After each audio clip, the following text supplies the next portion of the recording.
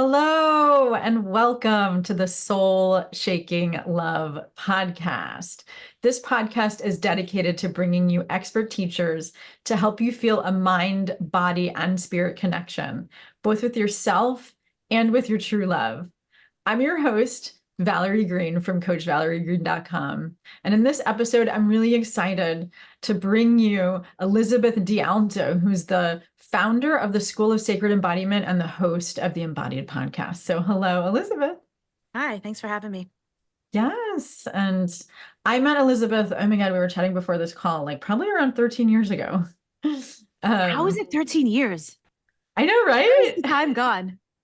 Tell me about it. I mean, it's like, when you're really in your own pleasure and your own purpose, creating a life that you're happy to live, then time flies, right? Which is what we're going to be talking about, of course, not that it's all bliss along the way. But what we're going to be talking about is sacred embodiment for soulful relationships, which is the importance of teaching women how to move beyond the limits and the stories of our minds, which I have a long journey about myself, as many of my watchers and listeners know, and really learning how to tap into the wisdom of their bodies and intuition. And that's what Elizabeth does. I'll tell you a little bit about her before we dive in. And then, I look forward to picking her brain. Elizabeth is really known for her nuanced, inclusive, and humor-focused approach to spirituality and the healing arts. And she calls herself an embodiment specialist and spiritual futurist. So we will talk about that in a bit, what that means.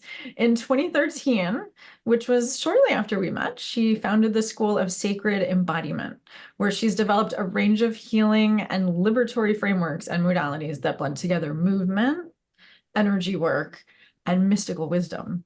And her specialty is helping people live through what she calls the highest part of all of us, our wild soul, which I look forward to asking her more questions about. But hello, Elizabeth.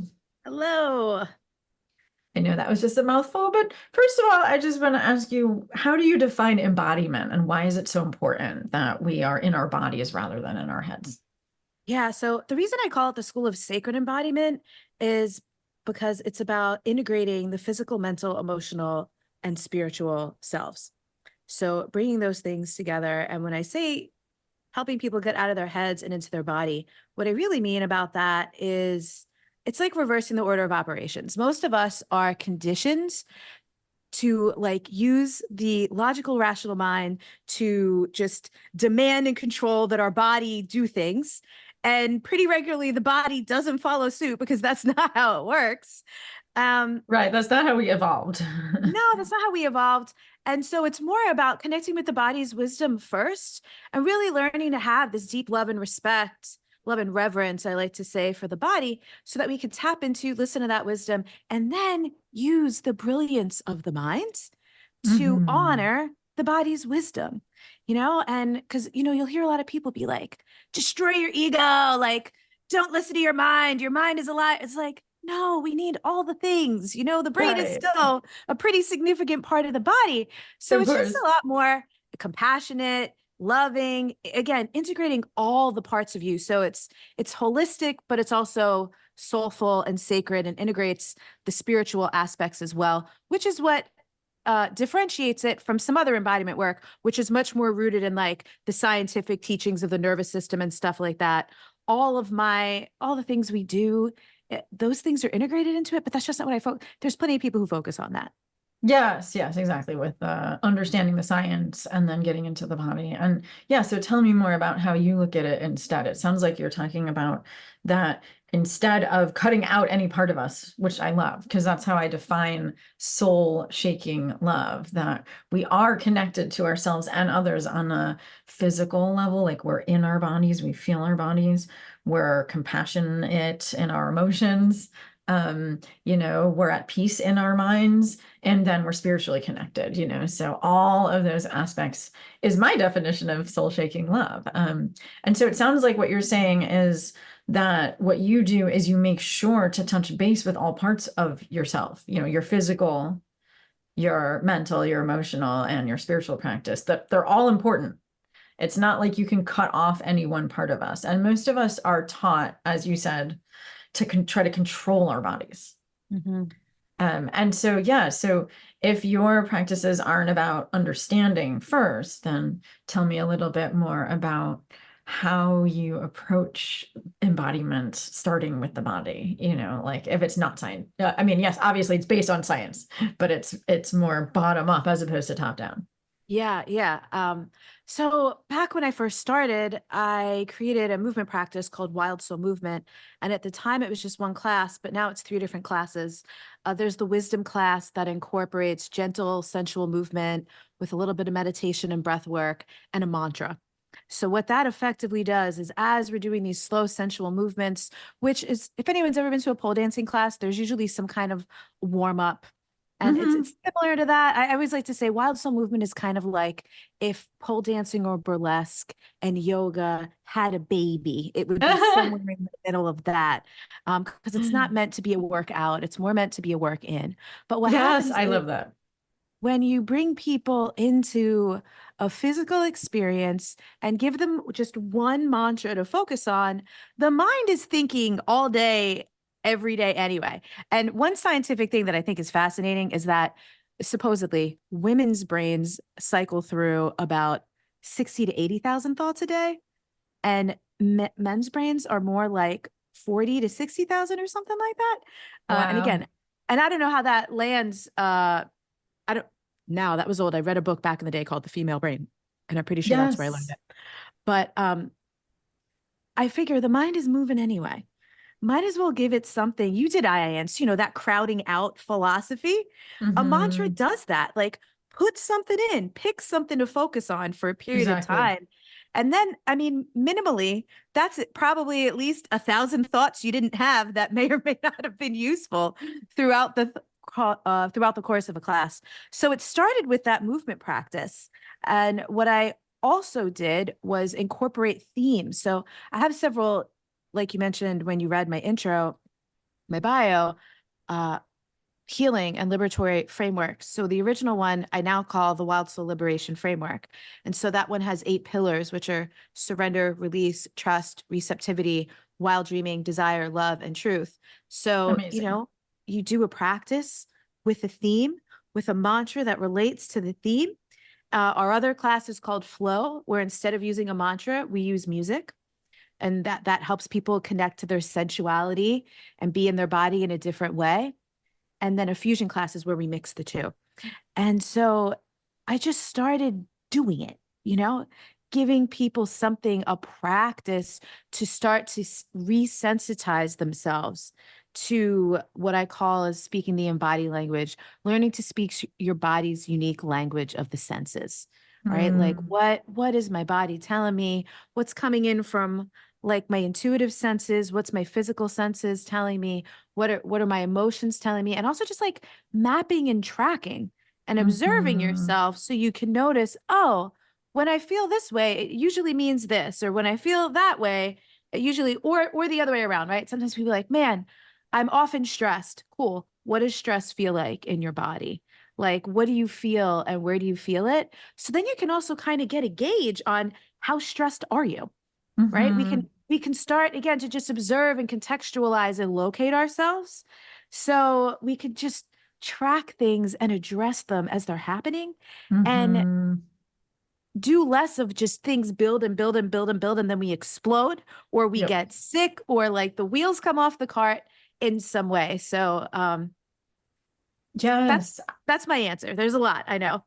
I know, I know. And I'm happy to help unpack it because you did say a lot of wonderful things there. Um, that because what I'm hearing you say is that first of all, that crowding out that you talked about, that when we focus on a mantra or on music, what that does is the mind can't shut itself off. You tell your mind, don't think. How well does that work? Not very well. So traditional meditation teachers give a mantra, to give the mind something to do so that you can then drop into meditation. But what I'm hearing you say is that your practice is more of a feminine form of, embodied meditation, or like you using the mantra or the music, because as you said, women have more racing thoughts. We'll say the research does show men are more single focus, which is why Mhm. they have fewer thoughts that are just, more direction oriented.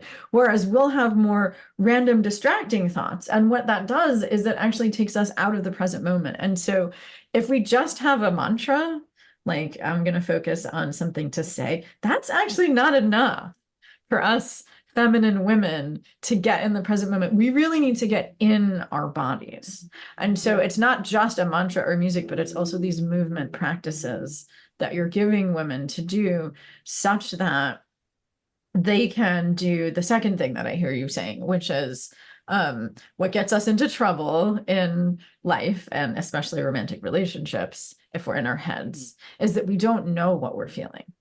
Yeah. And if we don't know what we're feeling, and then like what you're talking about, like the wheels coming off the car, whatever, is if I don't know what I'm feeling, then I don't really recognize that I'm angry or scared or sad or ashamed until it reaches like a 9 out of 10. And then all of a sudden I'm Right. flying off the handle, Right. and Like that like just, causes arguments and havoc in our relationships. Whereas if you're in your body in the first place, you can tell like, oh, I'm stressed at like a level 2 out of 10. Like how can I get back to baseline from level 2 in my body? yeah. Or like what thoughts do I need to think? Or what do I need to do with my body to release the Yeah. stress? Or even just maintain a level 2 and not go to 9. Exactly. A 2 is going to be better than a 9, because this Yes. is another thing. And so much about embodiment. And we know this, the body every day, especially, for women, we live in a cyclical planet, universe, solar system, all of that. And then Mhm. the body, especially women's bodies, we're much more cyclical by nature, whether or not you have a womb, whether or not you bleed or anything like that. And it allows us to also honor our cyclical nature. Like for example, I'm on day 26 of my cycle right now. These days, once I get to the days of my cycle that start with a 2, I'm more emotional, right? I'm watching Mhm. random things on TV and I'm crying at Yes. seemingly ridiculous things. And I check my app and I'm like, day 26. So instead of being like, what's wrong with me? I'm like, it's day 26. Exactly. I Exactly. get You're a little validating emotional. yourself. Yeah. So we also don't have to, again, when we start with the body, instead of that like story writing, I always joke, I'm like, we're all writing fiction constantly in our minds, Yep. right? We're Exactly. putting meaning on things, we're interpreting things, we're perceiving, we're projecting. All that stuff is happening. When we focus on the body first, we could really just prevent a lot of distortion, confusion, disruption, because Exactly. we just get a truer kind of a lay of the land. Absolutely. Yeah. So maybe it would help to have an example, and we can have an example from a romantic relationship. Let's say I'm feeling anxious because, if I'm single, maybe the guy I'm dating hasn't called in a while. Or if I'm married, then maybe he hasn't been doing something he agreed to do, right? And so I'm angry or whatever, either angry or anxious. And so if I'm in my head about it, I'm more likely to come up with these negative stories where I'm making him wrong. And then, if I stay in my head, maybe I even know Coach Valerie Green's communication formulas and I use them. But I'm still feeling angry or anxious in my body. So no matter what words I use, the guy's still going to feel it when I talk to him and it'll probably lead to an Yes. argument.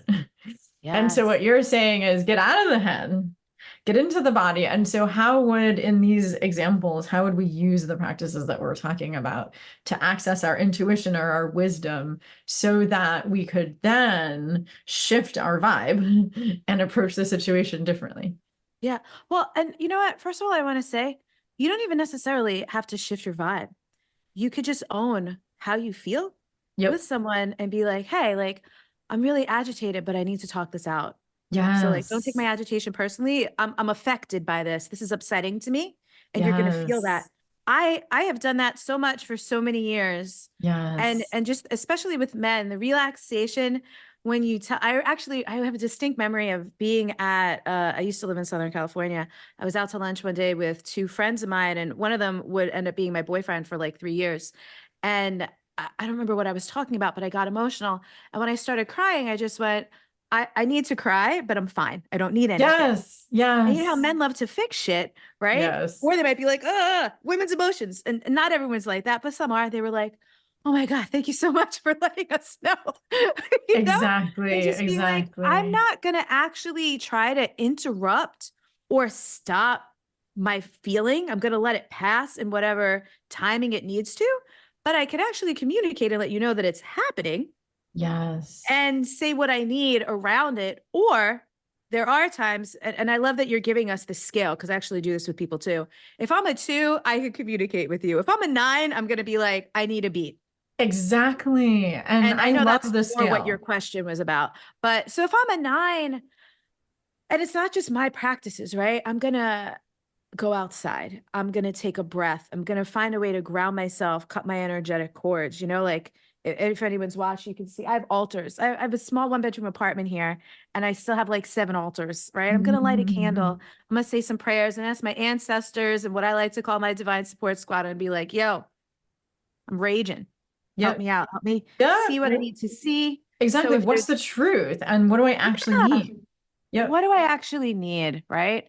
Because Yep. I mean, our emotions are filled with information, which I always say it's valid. It might not necessarily be true, but it's valid. Exactly. I love what you're saying because I love that distinction. Emotions always have a valid message, but the Yeah. voices in our heads that come up when we have emotions aren't necessarily true. Yeah. But they Yeah. do have a valid message. But in my experience, the message feels different so we don't have to call it shifting your vibe, but what I hear you saying is that you're integrating Yeah. yourself. Exactly. That's what I mean, is that you're not just speaking from your mind, because that's where we get ourselves into trouble, is that we just Yeah. blurt out the thoughts in our mind, Yeah. versus what you're saying is you get integrated. Yeah. And you Um, could also de-escalate yourself, yep, yep, yes, yeah. So, You could so tell really us more escalate yourself. about like how you do that, because I call that self-soothing, but I think that escalating and de-escalating is a really good way to look at it.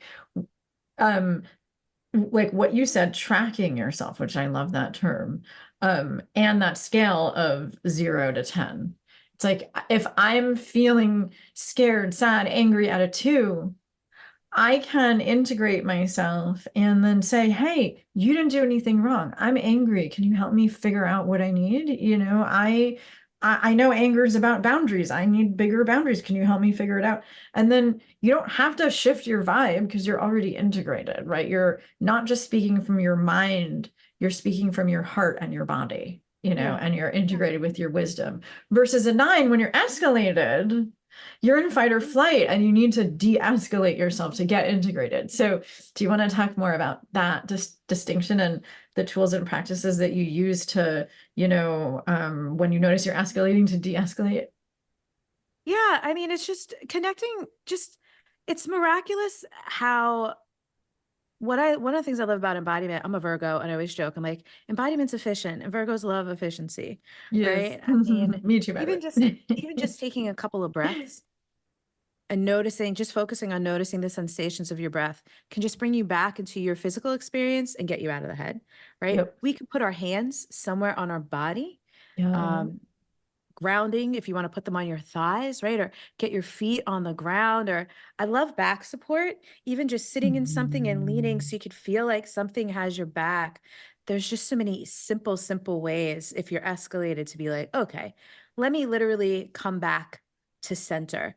Because when you're Yep. escalated, you're going to feel like chaotic. You're going to feel a lot more like out here. And Yep. you might have intense sensation in the body, but if you could just take a minute to breathe a little bit, and I'm a And big get fan of grounded. different Yes. cord cutting practices. And, these are all things I have, I've been doing this for a long time. I have a million like free downloads on my website. We do Wild Soul Sunday services if people want to experience what the Wild Soul movement classes are like.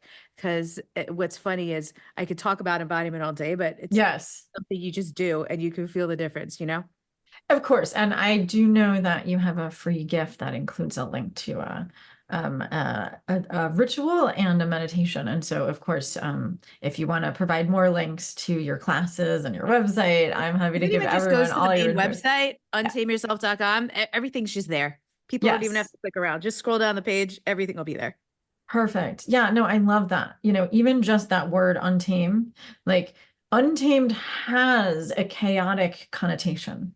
But what you're saying is when you're actually integrated, and you're not believing those bullshit thoughts in your head, excuse my French, you're really getting down into the body. You're asking your intuition and your wisdom, what's the truth about those thoughts, which you hear as an answer in the body, and then you're identifying what you need, and you're like, not just in your head, you're actually feeling hopeful about that sense of like what I need is available and I can move towards it and I can dance with it and play with it, then you're not um making other people wrong, and you're not Totally. doing things that are unhealthy. It's like that's how you actually discover what's harmonious, right? Yeah. And you also ride out your own experience, which Hmm. is, for some people more than others, depending on how they're built, emotions might affect them more intensively. And especially if people are empathic, it also gives you some time to suss through what's mine and what's not. What Yep. might I be picking up from others? What's mine? What's a cocktail of a bunch of stuff? And so it's never a bad thing to slow down, see how you feel, and just do a body scan, right? Just notice, start in your head, like, what do I feel? Where do I feel it? Notice, where's there any tension? Where's there any tightness? And just notice what's the body, what's hollering at you, you Yep. know? And then we could send some love, we can send some attention, we could dialogue with ourselves like, hey, hyper activated solar plexus, like, what do you need from me? Yep. Uh, and it's just so amazing the way we can tune in and tap into those things. And then, like I mentioned earlier, when you get in the habit and practice of doing that, then it's like a map to your own self. Then you don't need to do the check-in because you're like, oh, getting the feeling in my solar plexus. I always feel when I'm really pissed off at somebody, you know? Right, exactly. I think what you're saying makes a lot of sense because it's about building new habits and new neural pathways. As I was sharing with you in the beginning, I've been on a path of embodiment myself my whole adult life because I was stuck in my head as a kid. And I know that it takes practice, right? Like in the beginning, when you're noticing that distress in your solar plexus, a lot of times it doesn't feel safe. Like it feels like you're going to die. And that's why you need to breathe and ground and learn that it's even safe to feel, and then you can then, I love what you're saying because that's what the research shows too, is that what works to de-escalate is to disidentify from thinking that I am that thing in my solar Correct. plexus, as Yeah. opposed to being like, I'm really angry. Oh, I'm noticing something in my solar plexus feels really angry. Yeah. Let me Yeah. be with that. What is that part? How does it want me to be with it? Like, so I Yeah. imagine that's what you're talking about. And that's when you don't have to get taken over by your feelings. Thousand That's when percent. untamed can actually be harmonious. Yeah, and that's also in trauma healing and somatics, there's a term, the window of tolerance. And Yep. so part of these practices, what they also help people do is just be more present with themselves as they're feeling whatever they're feeling, so they can expand their window of tolerance. And what then is amazing about this is none of us are ever going to be above getting agitated, right? But it's within everyone's possibility to not be so triggered anymore. There's a big Exactly. difference between being triggered and your whole nervous system is hijacked and just Yeah. being agitated about something. Right. And that's when you really de-escalate yourself. And I just want to make that Yes. distinction because I remember early on, before I had studied more about trauma, there would be things that people would say sometimes, and I'm like, but that's not always within my control. Right. And so Right. that's why we Right. talk about that too. Because when you're a two, you're not super triggered when you're a two. When you're a nine, Yeah. you might be. It's also possible to be a nine on a scale of agitation. Again, these things, it's about getting to know yourself. It's about Right. creating these maps to like how you function. I had something happen in December. I hadn't felt anger like this in over a decade. And I was like, man, like that thing really, that unearthed some stuff that I need to look at, Mhm. And then even that part, because we say the physical, mental, emotional, spiritual, the way we communicate with ourselves is so gentle and loving, right? I always tell people, like you're your own divine mother, Yeah. so gentle. What would you say to a child? Talk Yes. to yourself like that. Yep. Unless you'd be an asshole to a child, then don't do that either. But Yes. most people wouldn't. Most would be like, Right. hey, what do you need? What's going on? You could even use a little nickname for yourself. Like, what do you need, baby girl? Like, whatever it Yes. is, to be so kind to yourself, even when you're in a big moment. Because one of the Yeah. reasons so many of us go to those escalated places is because when we were growing up, no one let us know it was okay to have feelings. Yes, exactly. And then we judge our Or own people just feelings didn't and we try to engage with them repress well. them. Right. Yeah. Yep. Exactly. And sorry, I just interrupted you there. No, it's all right. But exactly, we need to learn how to attend to ourselves when we're emotional rather than judging ourselves. Because I'll be the first to admit, yes, that was my childhood programming. Don't feel that, feel this instead. Look at it that way Yeah. instead. And what that does is it causes us to suppress our emotions. And that's when we don't attend to them. And that's when they come out sideways, Yeah. and Or that's we when it get causes us sick. to explode. Right, exactly. Yeah. Exactly. So we'll pay And attention. so Right. So what you're saying is catch the feeling when it's at a lower level so we can discover how to be with it in our body and Yeah. what we actually need and what is the wisdom that it has to Yeah. share with us when we're doing these practices and getting integrated. Um, and so then in your practices, what role do courageous conversations play in all of that? Because I Oh know my that God. then you also teach about that. So it sounded like you also have some practices for communication. It's kind of like what I just mentioned earlier.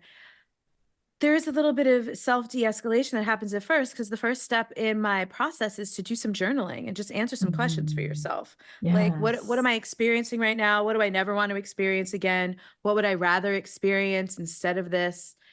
Because sometimes what happens is when we sit down and we do that journaling, we then realize, oh, I don't actually need to have this conversation with somebody else. I needed to have this conversation with myself. Yes. Yes. But after we do, if there is still something to address with somebody else, it's just bringing things to people and just being so honest, but again, also kind and compassionate. Like, hey, I'm really uncomfortable to bring this up, or I'm really nervous about asking you about this because I don't want you to not like me, or I don't want you to, shut down, or I don't, because this is something that we've fought about in the past, or this is very vulnerable for me to share. When we say those things to people, the walls can come down.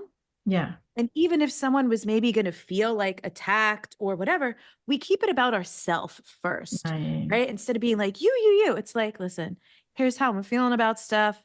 And in some cases, even saying something like, in my brain, I'm making up that this means dot, dot, dot. Is that even accurate? Like, is this really what's happening? Or am I just making that up?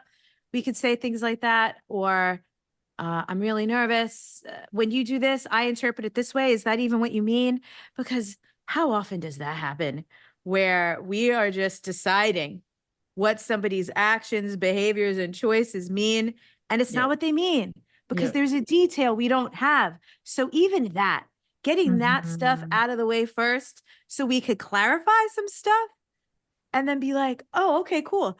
Then sometimes you don't have to have a conversation. And then there are other times where, the rest of the steps in the process, you end up needing to have like 5 follow-up conversations because it's much more complex than something that's going to get resolved. And again, one thing we can never control, Right, right, of no matter what course. framework you use, how good it is some people are just not there. They don't have the emotional intelligence or maturity to meet you in a Right. conversation like that. And Well, they're going to receive it. And that's what's great about boundaries because, if the conversation isn't going, it could be like, okay, thanks so much for your time. We could, let me, let me wrap this up and maybe we'll try again later.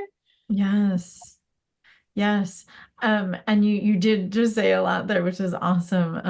And I totally agree with it and want to unpack it, because um when we don't have courage, what that means is that we're scared that the conversation isn't going to go well, that we can't handle it.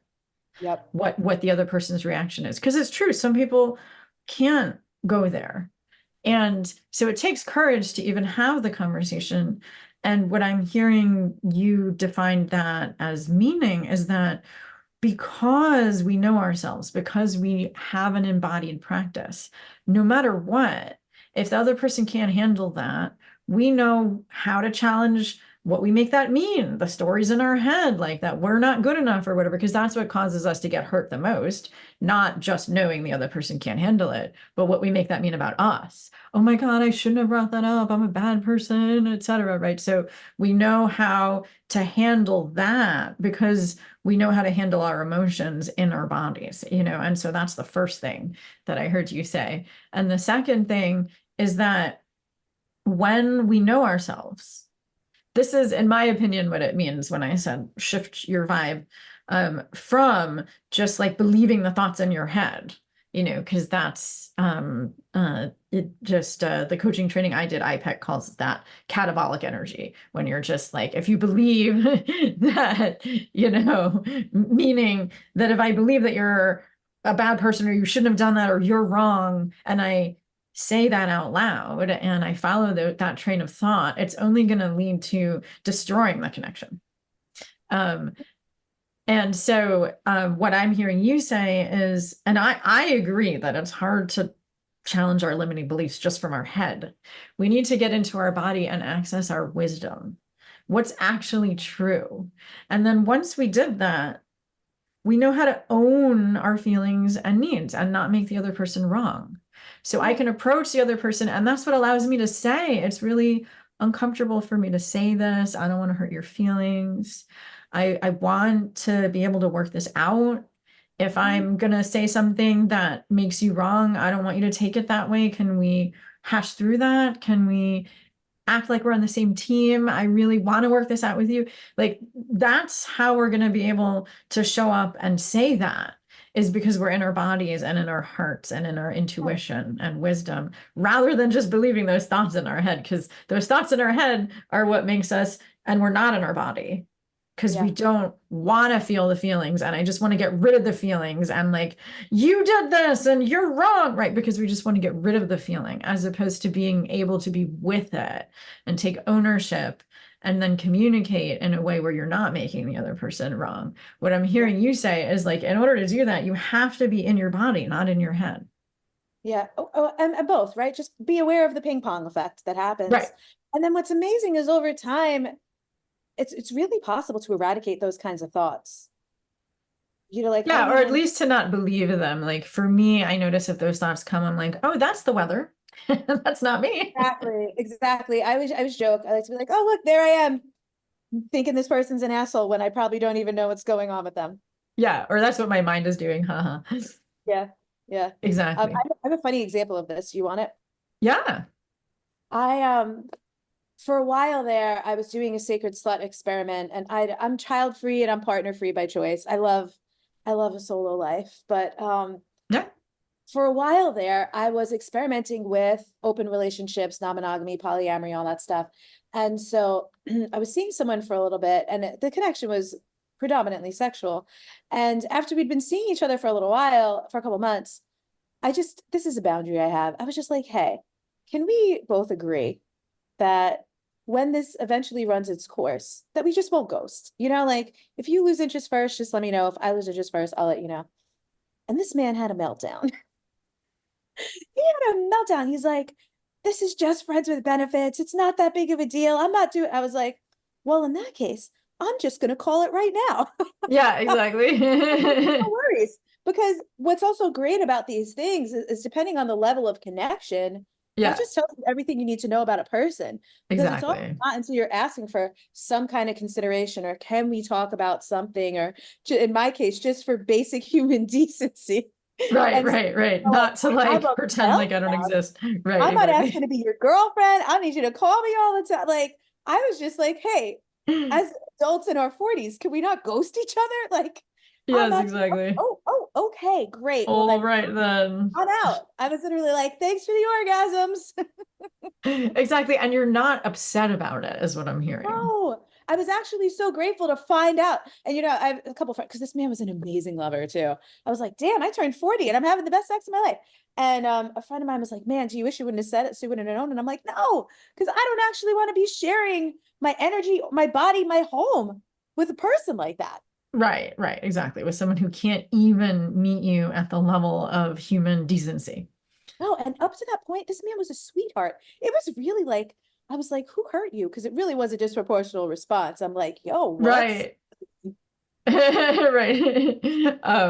And it's really wonderful. Uh, and obviously you don't know what's going on with him, but it's really wonderful to be in that place where you're like, I know how to speak my truth.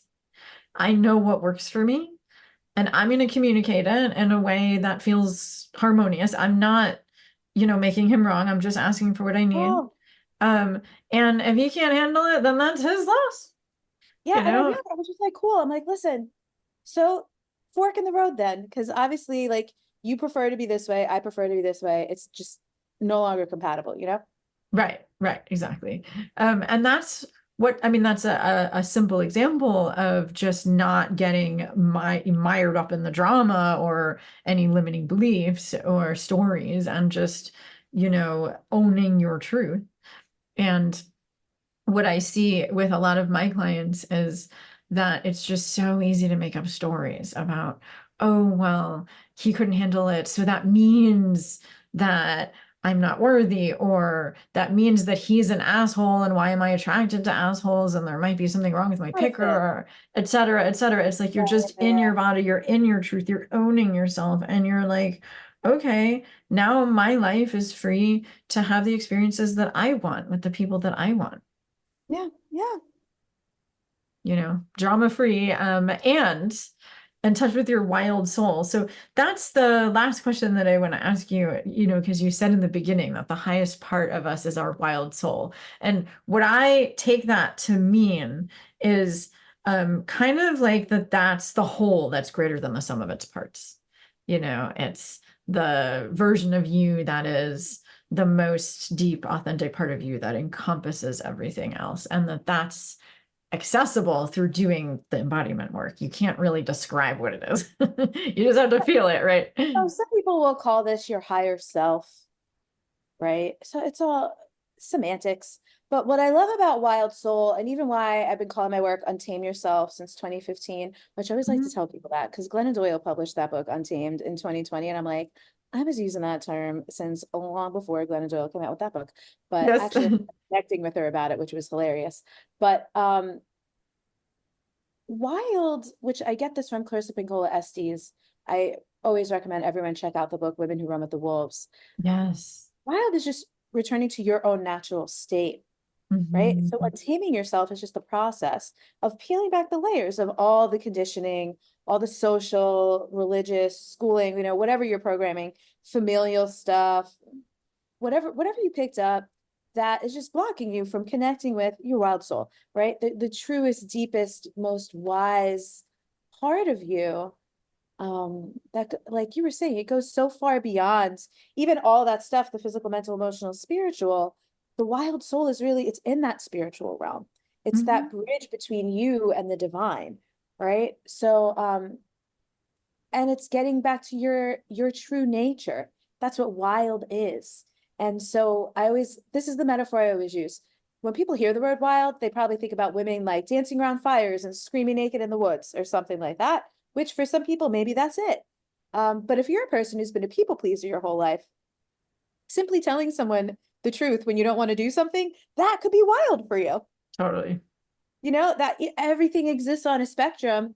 And I think this is one of the biggest things with social media that I dislike is people have all these ideas about how things need to look and feel, or what they need to wear, or what kind of ceremonies or rituals and things they need to be doing, rather than connecting with what theirs is. So everything I Yeah. offer at the School of Sacred Embodiment, I like to give people, this is why I like frameworks.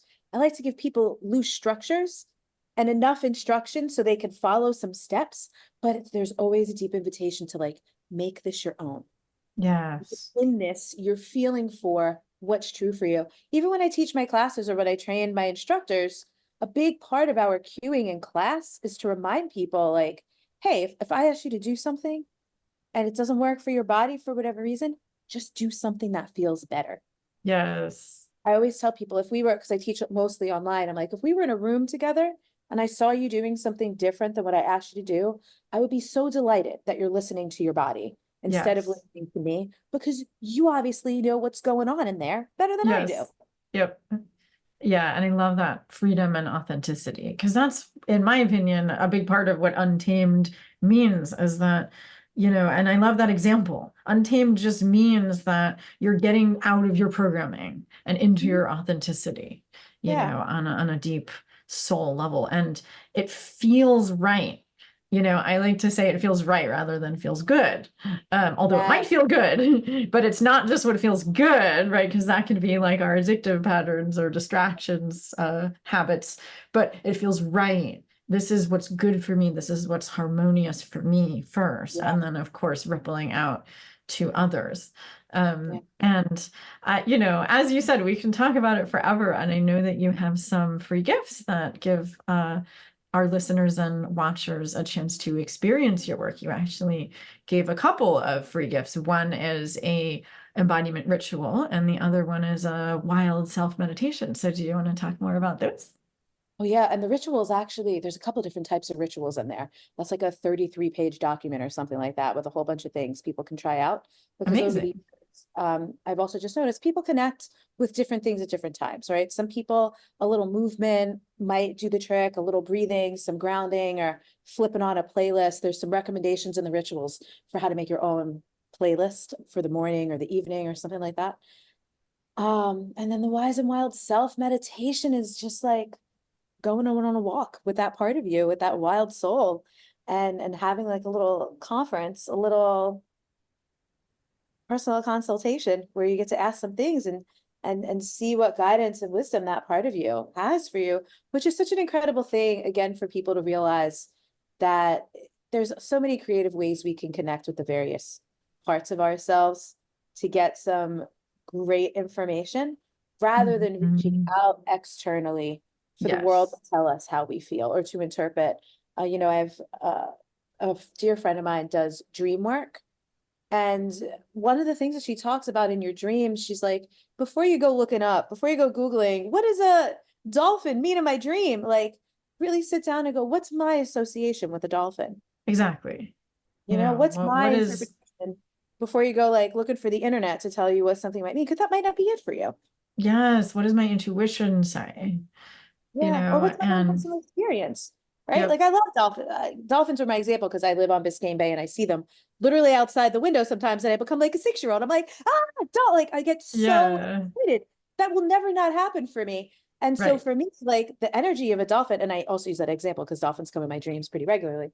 Um, it's like, oh, the dolphins are here again. Like, why was I like they're joyful, they're friendly, they're creative, they're smart, like they're in the depths. There's so many things. They're playful, they're playing. Yep. We have our own associations with things. Yes. Yes, exactly. And for you to check inside with what is my truth rather than looking outside to someone to tell you the answer. I agree. That's really what it means to be untamed, is that we have a way to access the truth of our being, of our deeper innermost being. And I Yeah, love that that's what the practices that you teach offer. yeah. And I love your practices. As I said, I've been following you for about 13 years. And so I definitely um, can attest to how fun and effective that Elizabeth's embodiment practices are. So I encourage you, if you're watching or listening, to check those out. I will post both free gifts below because why not?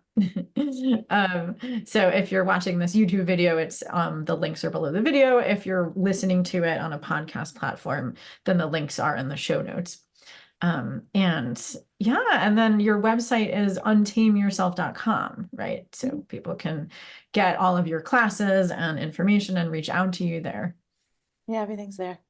Yeah. And gosh, it's just been such a pleasure to have you on the show because I feel like in our modern world where there's more and more drama and conflict, Mm. It's so important for us to get back to taking ownership of our own feelings and our own truth, rather than looking for the answers outside.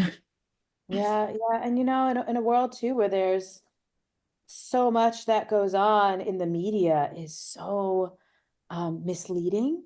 Mhm. Really need to be able to tune into ourselves and be like, even if all we ever tune in for is this true or is this nonsense? Yes, Yeah. exactly. So we could just eliminate some stuff from the field of distraction that is constantly tugging at us. Absolutely. And there is an answer to that if we really know how to check inside. So, and it's up to each one of us to discover our own truth, as I'm sure that we both teach. So I love your tools and practices for how to do that and how to access our internal wisdom. So I encourage everyone to check those out below. And it's just been a pleasure. I will, um, definitely check out those classes and maybe you'll see me again in one of your classes too. Oh, fun. Thank you so much. It was so nice to have you, and I love your questions. Yeah, likewise. And so I encourage everybody to just ask their intuition, what is my truth, rather than looking to others outside for the answers. And as both of us do teach as coaches, that's what we help people do, is to access their own truth. So I hope that you have a wisdom and really depth in a pleasurable way, like deep pleasure filled day. And until next time.